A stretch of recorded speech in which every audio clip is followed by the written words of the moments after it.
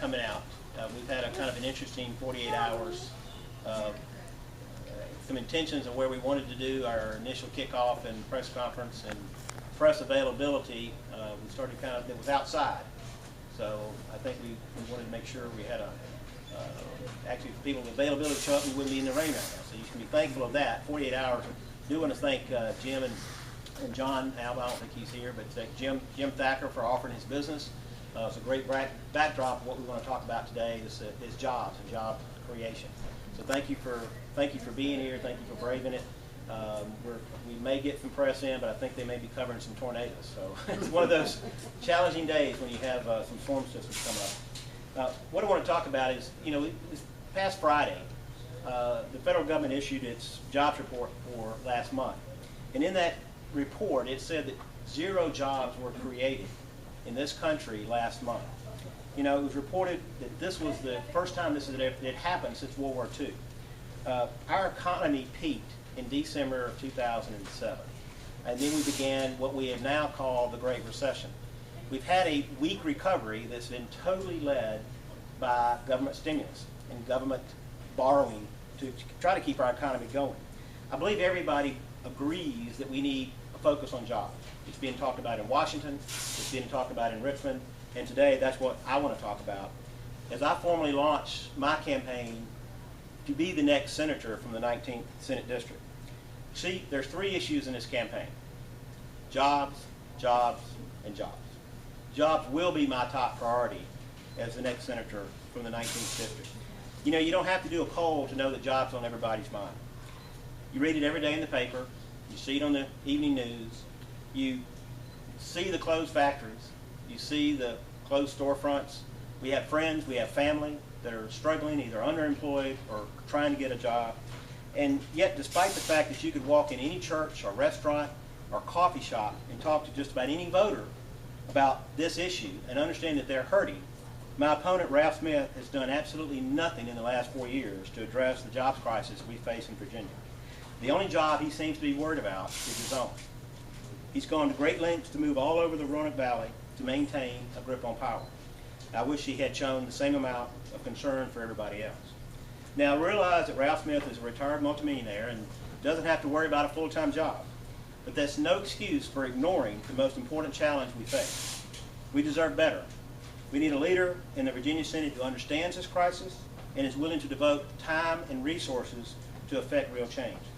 Recently my wife got a letter in the mail from Senator Smith, and y'all all might have gotten one too. He talked about he had 10 of the 14 bills that he had introduced this past session that had actually passed. Well, that's great. But you know how many of those bills dealt with jobs? 0. Actually, in the 4 years that he has been a member of the Virginia Senate, he's introduced no bills to affect jobs and job creation. Ralph Smith has a failed record when it comes to jobs. Now, unlike my opponent, I have a plan to create jobs and economic development here in Southwest Virginia. Passing legislation is never easy, but I promise that job creation will be my #1 priority.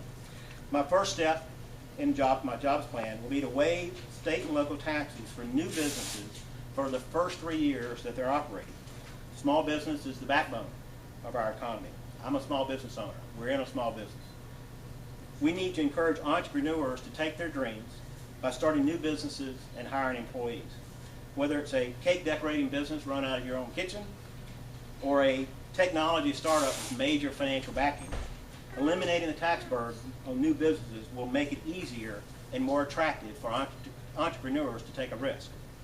The second step of my jobs plan will be to lower the corporate income tax from 6% to 3% for 3 years for any business that will locate a branch or a new department in rural communities. Our small towns and rural areas are full of great history and wonderful people, and they are often forgotten by the politicians in Richmond. And they are also suffering the most through this recession. It's time we recognize these hardships in these communities that they face and give businesses some real incentive to set up shop and start hiring folks. The third step of my jobs plan will be to better integrate our higher education system into our international economic development efforts. As a board member of one of our public institutions, I see an opportunity to utilize them better and grow in our economy. We live in an information-based society. Our colleges and universities are the backbone to succeeding in this new information age. Now, as a son of school teachers, a father with a child in public schools, actually she's in the first grade today, and she also is giving her first speech. She was practicing last night at our fireplace, and I think she's talking about her pet day or her show and tell. So she did pretty good. I think she's probably doing better than I'm doing right now. So we're excited about that. And also a former member. I served as a former member of the State Board of Education. I know that having good schools to give our children and young adults the best chance to succeed is extraordinarily important and become productive members of our community. And while we usually focus on higher education when we talk about career development, I believe we've not paid enough attention to technical skill training. So if elected, I will push for increased funding to our public schools and community colleges so that they can offer expanded technical skill programs. These types of jobs are critical to the rebirth of our economy here in Southwest Virginia, and those that are laid off and are underemployed need the opportunity to get this retraining or to fine-tune existing skills. Now, we have our share of challenges here in the western part of the state. Virginia as a whole, though, is doing not as bad as other states nationally. We're below the national average as far as unemployment. And that's something we can be proud of. But I'm concerned as we look forward that we are too dependent upon the federal government for jobs, particularly in Northern Virginia and Tidewater. And as the federal government starts downsizing, which it certainly has to, we all agree that, it certainly looks that some serious belt tightening is on the way. And I must ask, what is the plan to replace these government jobs? My opponent has no plan.